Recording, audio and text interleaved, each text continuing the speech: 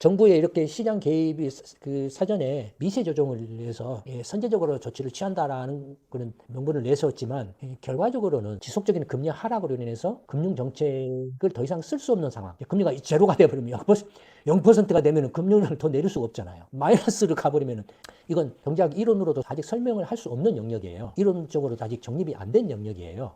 그런가 하면은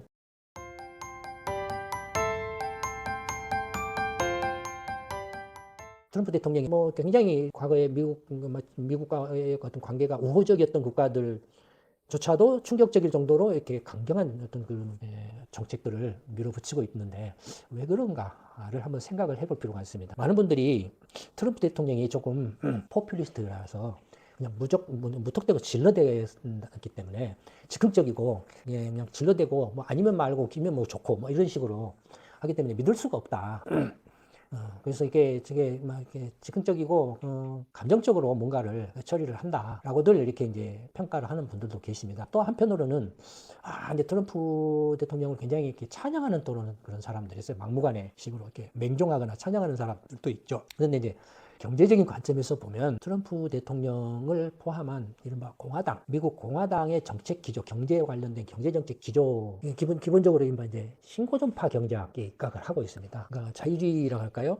그 신자유주의라고 할까요? 기본적으로는 그런 노선에 입각을 하고 있는데 한편으로는 또 이렇게 고립주의적인 입장을 이렇게 취하고 있기도 합니다. 그래서 복합적이에요, 다소 공화당. 그러니까 반면에 미국의 민주당의 경우에는 이른바 케인즈 경제학적인, 그러니까 어떤 민주당은 이제 진보 정당이라고 공화당은 보수 정당이라고 통칭을 하지 않습니까?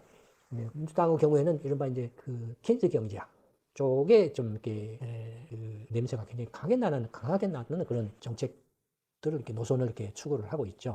이제 미국 이야기 들어가기 전에 말이 나왔으니까 경제학의 이제 흐름에 대해서 간단하게 말씀을 드려보면 이렇게 신고전파 경제학, 예전에 이제 그 전에 고전파 경제학이 있었죠. 경제학에 처음으로 아담 스미스 국부론을 시작으로 해서 근대 경제학이 태동을 했죠.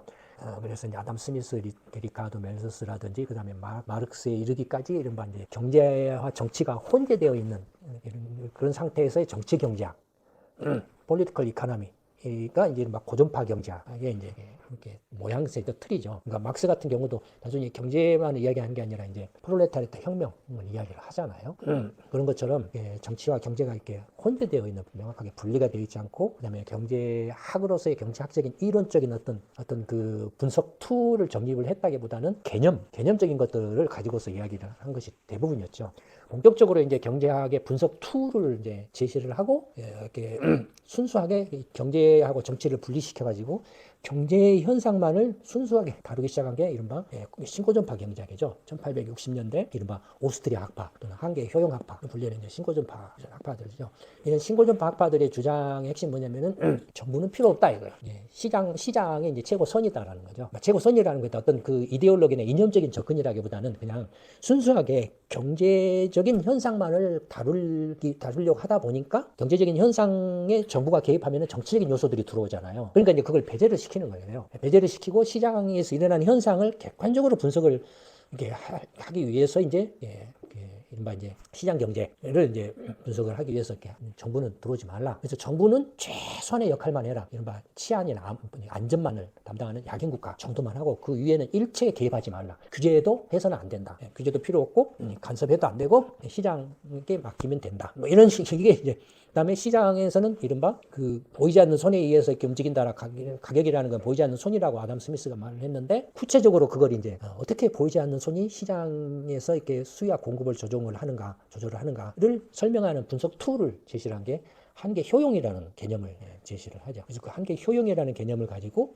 이제 시장 경제에서 수요와 공급 가격이 결정되고 그 가격이 수요와 공급을 조절하고 그래서 이제 그 시장이라는 것의 이른바 구조는 어떤 구조가 있냐? 안전 경쟁 구조가 있고 불안전 경쟁 구조가 있고 독점 구조가 있고 이거 이제 산업 구조론이라고도 이야기를 하고 뭐 하는데 어쨌든 그 시장을 다루는 거예요. 이게 한계 효용 학파, 오스트리아 학파. 우리가 이제 통상 말하는 그 신고전파 내지는 미시 경제학이라고 말하는 그런 부분이죠.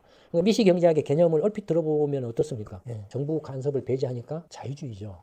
개인의 자유를 최대한 보장하는 그런 거죠. 규제를 극력 배제하는 거죠. 그러니까 자유주의죠. 근데 이제 이른바 그 신고전파의 이렇게 그 자유주의에 기반한 어떤 그런 경제적 자유주의에 기반한 시장 경제가 현실에서는 어떠냐면은 계속 공황이 발생을 해요. 공황이 빈발을 해요. 그러니까 공황이 빈발하는 것은 가격이 시장의 수요와 공급을 잘 조절해서 항상 안정적인 균형을 유지를 해준다라고 했는데 계속 공황이 발생을 빈발하는 거예요. 공황이 발생한다는 것은 시장이 실패한다라는 거예요. 그러니까 가격이 수요와 공급을 조절을 제대로 못한다라는 거예요. 그래서 붕괴를 해버려요. 그 대표적인 시장 붕괴 현상이 이른바 1929년에 이제 블랙문 먼데인가요? 그 대공황, 주가 폭락을 계기로 해서 이런 대공황이 발생한 거죠. 그걸 계기로 해서 이제 시장이 완전히 붕괴를 해버려요. 그 전에는 1800년대는 거의 10년 간격으로 공황이 일어나요. 10년 간격으로 공황이 일어나다가 1860년부터 1900년대에 이르기까지 거의 한 40년 동안에 장기간에 걸친 그 경기 침체 내지는 공황이 장기간에 걸쳐 지속돼요. 그걸 The Great Depression이라고 영어로, 그러니까 대공황이라는 1930년대 일어난 대공황이라는 것도 The Great Depression인데 원래 Great Depression의 지칭하는 것은 그거예요. 1860년대부터 1890년대에 이르기까지의 3, 40년에 걸친 그 오스트리아라든지 그쪽 유럽 쪽에서 발생했던 장기간에 걸친 그 공황, 침체를 말을 해요. 근데 어쨌든 간에 1930년대에 이제 그런 대공황이 일어나갖고 시장이 완전히 붕괴돼 버리니까 그때 이제 이른바 이제 정부 개입을 주창하는 이제 이론이 등장하죠. 그게 이제 케인스 경제학의 시작이죠. 정부가 적극적으로 시장에 개입을 해야 된다. 시장이 실패했을 때는 적극적으로 시장에 개입을 해야 되는데 어떻게 개입을 하느냐? 정책이라는 것을 알기 쉽게 말하면 정부가 일시적으로 빚을 내 가지고 정부가 시장에 직접 들어와서 참가를 한다. 시장에는 가게, 개인과 기업 두의 플레이어만 있는데 플레이어가 제대로 이제 자력으로 이렇게 거래를 할 수 없는 상황에 처했을 때는 정부가 빚을 내 가지고 시장에 들어와서 플레이어로서 작용을 해야 된다. 그래서 다시 가게하고 기업이 정상적으로 이렇게 활동을 할 수 있도록 이렇게 부양을 해야 된다. 그게 이제 이른바 재정 정책이죠. 정부가 인위적으로 뭐 건설 사업을 댐을 짓는다든지 돈을 빌려가지고 댐을 짓는다든지 공공 투자를 한다든지 도로를 짓는다든지 뭐 이런 투자를 하는 거죠. 그런가 하면은 중앙은행은 금리 인하를 한다든지 돈을 푼다든지 하는 금융 정책을 통해서 이른바 경기를 떠받쳐주는 부양을 시켜주는 역할을 하는 거예요. 케인스 경제학은 그래서 이 재정 정책과 금융 정책 두 개의 정책 수단을 동원해 가지고 이 시장 실패가 일어났을 때 공황이 발생해 가지고 시장 실패가 일어났을 때 이 시장 실패를 만회시켜주는 정상으로 되돌려시켜주는 역할을 해야 된다라는 것이 이제 케인스 경제학의 요체죠. 근데 케인스 경제학은 그러면은 시장이 이렇게 정상적으로 오다가 한번 붕 하고 붕괴가 됐어요. 그랬을 때 케인스 경제학이 들어와요. 정부가 들어와요. 그러니까 정부가 들어오는 거예요. 신고전파에서는 정부를 배제를 했잖아요. 근데 케인스 경제학은 정부가 적극적으로 들어와요. 들어와서 붕하고 붕괴된 시장을 다시 이렇게 정상적인 수준까지 끌어올려줘요. 끌어올려준 다음에 정부는 어떻게 되냐면 다시 빠져나가요. 다시 정상으로 올라오면. 그러니까 다시 빠져나가면 어떤 상황이 되나요? 신고전파 경제학의 상황이 다시 재현되는 거예요. 그러니까 케인스 경제학은 정부 개입은 일시적인 개입이에요. 단기적인 개입이에요. 정부가 상시적으로 계속 개입을 하는 게 아니고 시장이 다시 정상적인 기능을 회복을 할 때까지만 개입을 하고 정상으로 되돌아오면은 이제 정부는 빠질 거예요. 그러니까 기본적으로는 케인스 경제학은 신고전파 경제학에 포함되죠. 신고전파 경제학에 포함되는데 다만 단기에 있어서 신고전파 경제학의 결함을 보완해주는 역할을 하는 거죠. 똑같아요. 그 신고전파 경제학하고 케인스 경제학은 기본적으로 틀이 똑같아요. 똑같은데 신고전파 경제학의 단기의 시장 실패라는 결함을 케인스 경제학이 보완을 해주는 역할을 한다. 이렇게 보시면 되는 겁니다. 이렇게 보면 미국의 이제 공화당과 민주당의 경제 정책과 관련된 노선을 보면 공화당은 뭔지는 몰라도 신고전파에 가깝고 정부 개입을 규제를 최소화하고 뭐 감세네, 규제 완화네 뭐 이런 거 하잖아요. 그다음에 이제 민주당의 경우에는 증세네, 그다음에 뭐 규제 강화네, 뭐 이런 그다음에 정부가 뭔가를 좀 이렇게 적극적으로 이렇게 뭐 저소득층이나 이런 쪽에 대해서 좀 부양을 해야 된다든지 아니면은 뭐 사회의 어떤 그 보장 제도를 강화를 해야 된다든지 이런 것들을 주장을 하는 게 민주당은 도저는 이른바 정부 개입을 굉장히 강조하는 그런 경향이 있다는 점에서 케인스 경제학에 가깝죠. 근데 이제 그 후에 이제 뭐 1950년대, 60년대, 70년대 이렇게 쭉 오면서 이제는 정부가 시장에 상시적으로 개입을 하는 그런 것들이 이제 일어나요. 뭐 다들 아시는 것처럼 2차 세계대전이 끝나고 난 후에 이제 전후 복구를 하잖아요. 전후 복구는 뭐 가게나 민간이나 기업이 전부 이렇게 전쟁으로 엉망진창이 돼가지고 자력으로 뭐를 이렇게 회복할 수 있는 능력이 안 되는 상황이었잖아요. 그런 상황에서 이제 복구를 하려면 정부가 개입할 수밖에 없잖아요. 그래서 정부가 주도를 해서 이제 경제 전후 복구를 하는 거예요. 그런가 하면은 뭐 한국이라든지 기타 등등 이른바 그 개발 독재 있잖아요. 개발 득제는 정부가 주도해서 경제 발전이나 성장을 이렇게 이끌어가는 거잖아요. 그러니까 이렇게 뭐 한국이라든지 중국이라는 대표적인 경우가 뭐 그런 것들이고 일본도 뭐 비슷한 뭐 그런 경우라고도 볼 수 있는데 어쨌든 그렇잖아요. 정부가 이제 케인스 경제학에서는 정부가 그냥 시장에 실패했을 단기간에만 딱 개입하고 빠져나가야 된다. 다시 신고정파 경제학처럼 정부가 이제 개입하면 안 된다라는 거였는데 그 후로 실제 이게 전개된 것은 정부가 이제 시장을 이렇게 상시적으로 관리를 하는 그런 모습을 띠죠. 그래서 이걸 이렇게 정당화시켜주기 위해서 등장한 이론이 이른바 네오 케인지안 모델이라고 이렇게 부르기도 하는데, 그러니까 네오 케인지안이라는 것은 이제 이 신고전파 이론을 이제 케인즈 경제학과 이런 ISLM 모델과 이렇게 합치는 거예요. 통합시키는 거예요. 그러니까 통합시키면은 어떻게 좋습니까? 이 두 개를 합치면은 신고전파는 계속 시장에 이제 그 가게와 기업들이 이렇게 계속 그 경제 활동을 자율적으로 하는데 거기다가 케인즈 경제학을 딱 합쳐놓으니 정부까지도 끼겨가지고 계속 이제 돌아가잖아요. 그러니까 결국에는 정부가 상시적으로 가게와 기업들 시장을 이렇게 컨트롤해 나가는 그런 형태가 되는 거죠. 그러니까 네오 케인지안이 그런 정부가 어떤 그 금융정책과 재정정책을 가지고서 상시적으로 경제를 관리해 나가는 그런 이제 어떤 이론적인 어떤 기반이라고 근거, 이른바 이제 미세 조정이다. 시장이 안정적으로 유지되기 위해서 사전 예방 선제적으로 정부가 미세 조정을 한다라는 그런 명분을 내세워 가지고 이른바 경제 시장에 적극적으로 정부가 사실상 개입을 하죠. 근데 정부가 이제 그러면은 미세 조정이라는 이름을 가지고 적극적으로 그 개입을 하게 되면은 알겠다 이거예요. 네오 케인지안이 뭐 시장을 이렇게 실패를 해서 미연에 예방하고 어떤 문제가 터지는 것을 사전에 예방하기 위해서 이렇게 정부가 어떤 선제적으로 개입을 하는 것에 대해서 알겠다 이거예요. 문제는 뭐냐면 그 부작용은 없냐라는 거죠. 그 부작용은 없냐라는 거죠. 부작용은 뭐가 있을까요?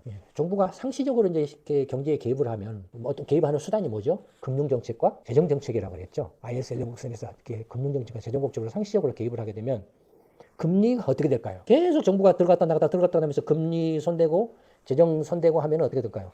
계속 금리가 경기를 떠받치려고 할 거 아니에요, 정부가. 나빠지는 걸 사전에 선제적으로 막는다라는 거기 때문에, 또 나빠졌을 때 그걸 부양한다라는 거기 때문에 금리가 구조적으로 계속 낮아질 수밖에 없죠, 금리가. 그 다음에 재정으로 계속 또 조정을 한다 하면은 어떻게 될까요? 계속 재정으로 하면은 재정 적자가 만성화되겠죠. 계속 만성화되고 재정 적자가 만성화되면은 그 적자들이 매년 쌓이면은 정부 채무가 이제 계속 늘어나겠죠. 그러니까 이 네오 케인지안의 그 문제점이라고 할까요? 이 약점은 뭐냐면 정부의 이렇게 시장 개입이 그 사전에 미세 조정을 해서 선제적으로 조치를 취한다라는 그런 명분을 내세웠지만 결과적으로는 사후적으로는 지속적인 금리 하락으로 인해서 금융 정책을 더 이상 쓸 수 없는 상황. 금리가 제로가 되어버리면 0%가 되면 금융을 더 내릴 수가 없잖아요. 그런데 마이너스를 가버리면 이건 경제학 이론으로도 아직 설명을 할 수 없는 영역이에요. 이론적으로도 아직 정립이 안 된 영역이에요. 그런가 하면은 계속 그 재정 적자가 이제 누적돼가지고 정부 채무가 늘어나요. 그러니까